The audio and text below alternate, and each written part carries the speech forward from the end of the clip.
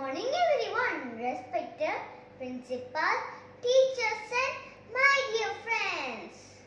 My name is Andres Sugi.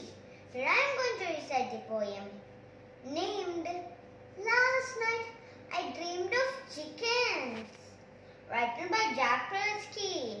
Last night I dreamed of chickens. There were chickens everywhere. They were standing on my stomach. They were nesting in my hair. They were pecking at my pillows. They were hopping on my hair. They were ruffling up their feathers as they raced about my bed. They were on the chairs and tables. They were on the chandeliers. They were roosting in the corner. They were clucking at my ears. They were chickens, chickens, chickens, for as far as I could see. When I woke to